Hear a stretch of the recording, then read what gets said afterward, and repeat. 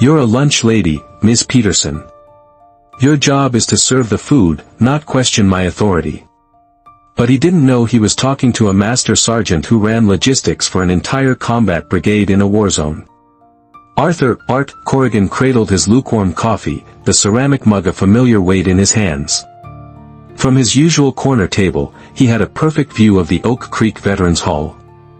The building, a repurposed old town courthouse, still held an echo of its former life: high ceilings, imposing columns, and tall, arched windows that bathed the main hall in the gentle morning light.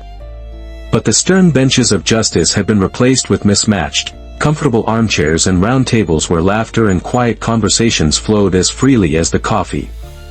For Art, a Vietnam-era combat medic turned retired history teacher, this place was more than a building, it was a sanctuary. He volunteered here every week, a routine that had anchored him for the better part of a decade. He listened to stories, helped navigate the labyrinth of VA paperwork, and simply shared a silent understanding with men and women who wore their history in the lines on their faces. His gaze settled on the woman behind the cafeteria counter, Carol Peterson. At 60, with silver blonde hair pulled back in a tidy, practical bun and eyes that held a gentle weariness, she could have been anyone's grandmother. For 3 years, she had been the heart of this hall, serving meals that were, for some of the older vets, the only decent food they'd get all week. She knew who needed low sodium, who was diabetic, and who just needed an extra scoop of mashed potatoes to lift their spirits. She moved with an unassuming efficiency, a quiet pillar of stability in their often unstable lives. The familiar peace of the morning shattered when Mr. Richard Davis walked in. He didn't belong here. It wasn't just the $1,000 suit or the gleam of the Swiss watch on his wrist, it was the way he walked, as if he were assessing an asset for liquidation. Davis was the new administrator, a corporate restructuring expert, sent by the board to optimize the budget. Art watched as Davis approached the service counter, his polished shoes clicking on the linoleum. He didn't greet Carol, he surveyed her kitchen. Art couldn't hear the words, but he saw the tight set of Davis's jaw and the condescending flick of his hand towards the steam tables. He was talking about numbers, not people. Carol stood perfectly still, her hands resting on her worn, food-stained binder. She listened, her expression unreadable. But Art, the old medic, the retired teacher, the student of human nature, saw it. It was a flicker in her calm blue eyes, a subtle tightening of her jaw. It was the same backbone of steel he'd seen in young soldiers facing impossible odds. In that moment, watching the clash between the corporate predator and the quiet cook, Art felt a familiar, cold dread. He knew this pattern. It was the slow, creeping rot of injustice, and he realized Carol Peterson was standing directly in its path.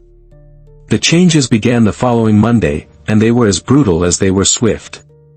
The scent of freshly roasted chicken that usually filled the hall was replaced by the bland, metallic odor of processed turkey loaf. The vibrant green beans were gone, supplanted by mushy, olive-drab canned ones. Art watched Sal, a Marine veteran with severe diabetes, stare down at his plate. The carefully prepared low-sugar meal he relied on had been replaced with a standard serving, complete with a syrupy canned peach cup for dessert. Sal just sighed, pushed the plate away, and shuffled out of the hall, his shoulders slumped. Each cut was a new wound. The soup was watery, the bread was stale, and the coffee, once robust and plentiful, was now a weak, bitter brew limited to 1 cup per person. Mr. Davis called it fiscal responsibility. The veterans called it disrespect. Carol bore the brunt of their quiet frustration. She'd apologize under her breath, her face etched with a pain that mirrored their own. Art saw her one afternoon in a quiet corner, on the phone. "I know, honey, I know the tuition payment is due," she whispered, her back to the room. "I'm trying. I'll figure something out." The conversation was a stark reminder of the personal stakes. This job wasn't just a passion for her, it was a lifeline. Losing it meant her daughter's future could be derailed. The pressure from her colleagues was more direct. "Just do what he says, Carol," whispered Maria, who worked the dishwashers. "He's looking for a reason to fire someone. You have to think of yourself. You can't help anyone if you're gone. The logic was a suffocating trap. How could she serve these veterans by enforcing policies that starved them of dignity and nutrition? The conflict festered inside her, a silent war between her principles and her survival. One evening, as she was cleaning the grill, Davis cornered her. "I've seen your inventory requests," he said, his voice slick with feigned concern. "Special flowers, fresh produce. It's not sustainable, Ms. Peterson. We are running a charity, not a gourmet restaurant." "These men have specific dietary needs, Mr. Davis," Carol said, her voice low but steady. "That's not a luxury, it's a medical necessity." Davis let out a short, humorless laugh. "Their necessities are creating a deficit. Adapt to the new budget, or I will find someone who can." He tapped his pen on her binder, a sharp, dismissive sound that echoed in the empty kitchen. As he walked away, Carol gripped the edge of the steel counter, her knuckles white. She was being ordered to harm the very people she felt sworn to protect, and the walls were closing in, leaving her no room to breathe. Mr. Davis, sensing her resistance, shifted his tactics from overt pressure to insidious manipulation. He began a campaign to isolate Carol, painting her as the sole obstacle to progress. Art watched him work the room like a seasoned politician, approaching small groups of veterans with a clipboard and a practiced, sympathetic frown.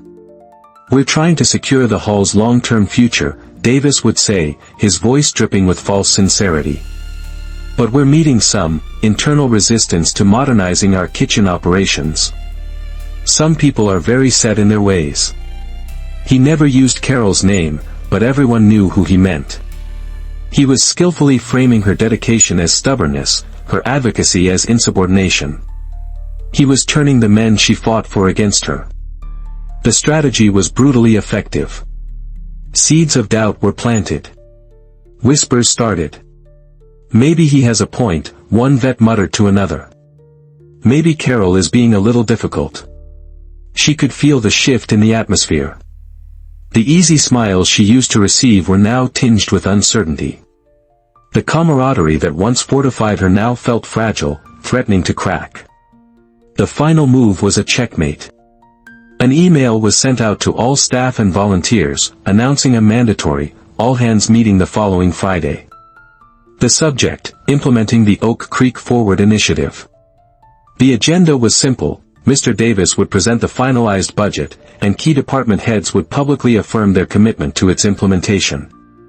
Carol's name was at the top of the list for the cafeteria. It was a public execution disguised as a corporate meeting. He was forcing her hand. She would have to stand up in front of her peers, in front of the veterans, and either capitulate, crushing her own spirit, or refuse and be fired on the spot in the most humiliating way possible. There was no middle ground, no room to negotiate. Art read the email and felt a cold fury settle in his stomach. This was a classic divide-and-conquer tactic, a power play designed to make a moral stand look like selfish defiance. He had seen officers pull the same move in the service, counting on the fear and isolation of good people to ensure their silence. He looked across the hall and saw Carol staring at the same notice pinned to the bulletin board. She stood alone, a solitary figure in the path of an oncoming train. He knew then that he couldn't just be a spectator anymore. History, as he well knew, was shaped by those who chose not to look away. The meeting was held in the hall's largest room, the one reserved for formal events. The air was thick with tension and the scent of stale coffee. Staff members sat in rigid rows of folding chairs, their faces grim. A handful of veterans, including Art, lined the back wall, silent observers to the unfolding drama. Mr. Davis stood at a podium, flanked by a projector screen displaying colorful but meaningless charts. He spoke with the polished confidence of a man who knew he had already won. He used words like synergy, streamlining, and value-added outcomes, painting a picture of a bright, efficient future, a future built on the foundation of his cuts. And now, to affirm the kitchen staff's commitment to this new, sustainable model, I'd like to invite up our cafeteria manager, Carol Peterson. His voice was smooth as silk, but his eyes held a glint of triumph. All heads turned. The squeak of Carol's chair was deafening in the silence. She rose slowly, her worn binder clutched to her chest like a shield. She walked to the front of the room, her steps measured and deliberate. She didn't look at the charts or the podium. She looked at the faces in the room, at Maria, who was nervously twisting her hands, at Sal, the diabetic Marine, who watched her with a look of pained resignation, and finally, at Mr. Davis. "Ms. Peterson," Davis prompted, a condescending smile playing on his lips. "Will you confirm your full support for the Oak Creek Forward Initiative?" Carol took a deep breath. Her hands were trembling slightly, but her voice, when it came, was clear and resonant. "No." A collective gasp rippled through the room. The word hung in the air, a solid, immovable object. "No," she repeated, stronger this time. "I will not support a plan that asks me to serve meals to our nation's heroes that are less nutritious than what we give to prisoners. I will not pretend that watering down soup is efficiency. I will not take away the diabetic-friendly meals that Sal needs to stay healthy, or tell the Korean War vets on fixed incomes that they can't have a second piece of bread." She pointed with her binder. The men and women in this room didn't make sacrifices for their country just to be treated like a rounding error on a balance sheet. Mr. Davis's face went from pale to crimson. "That is enough," he hissed, stepping towards her. "Your opinion was not requested. You are a lunch lady, Miss Peterson. Your job is to cook food, not make policy. You will follow my orders, or you will be terminated, effective immediately." The threat, raw and public, sucked the last bit of air from the room. Everyone stared, waiting for her to crumble. But before she could answer, a calm, authoritative voice cut through the silence from the back of the room. "She's not a lunch lady." Every eye turned to Art Corrigan as he stepped forward. He stood tall, his presence filling the room with a gravity Davis could never command. "She's not just a cook," Art continued, his gaze fixed on the stunned administrator. "This is Master Sergeant Carol Peterson, United States Army, retired. 15 years of service. 2 tours in the Middle East. Her specialty? Quartermaster Corps. She didn't just cook food. She managed the entire supply chain and logistical operations for a combat brigade of 5,000 soldiers under fire. Questioning an order that is fundamentally flawed isn't insubordination, Mr. Davis. It's the very essence of her training." The revelation struck the room like a physical blow. The staff stared at Carol, this quiet, unassuming woman, now seeing the shadow of a different uniform around her. The veterans in the back straightened their shoulders, a look of fierce pride replacing their concern. Carol simply stood there, her quiet dignity now imbued with an authority that dwarfed the man who had just tried to humiliate her. The power in the room had just shifted, completely and irrevocably. The silence that followed Art's words was profound. It was the sound of an entire narrative being rewritten in real time. Mr. Davis stood frozen, his face a mask of disbelief and panic. He looked at Carol as if seeing her for the first time, not as a subordinate, but as a strategic adversary he had catastrophically underestimated. Then, the dam broke. It was Sal, the Marine, who spoke first. His voice, usually quiet, boomed across the room. "So, the man in the suit thinks he knows more about feeding people than a master sergeant from the Quartermaster Corps. Is that what's happening here?" A nervous titter went through the staff, quickly turning into a murmur of agreement. Maria, who had earlier urged Carol to comply, now stood up. "Mr. Davis, Carol's been telling us for weeks these new supplies are poor quality. We have to use twice as much just to make it taste like anything. It's not efficient, it's just cheap." The challenge was no longer just moral, it was professional. Carol, empowered by the support, stepped forward again. "Your proposed supply chain is flawed," she stated, her voice now devoid of any tremor. She opened her binder. "You're sourcing from a single, low-bid distributor with a documented history of delivery failures. A disruption of a single day would leave us with nothing. My old CO would have called this gross incompetence. Her military jargon, once hidden, was now a weapon. The veterans nodded, understanding the language of logistics and risk. Davis was completely out of his depth, his corporate buzzwords dissolving against the hard reality of her expertise. Someone in the back was typing furiously on a phone. Art recognized him, a local blogger and veteran advocate he'd tipped off before the meeting, just in case. The story was already breaking. As if on cue, Davis's phone buzzed in his pocket. He pulled it out, his hand shaking, and saw the name of the chairman of the board. His face went ashen. He had been exposed, not just as a bully, but as an amateur.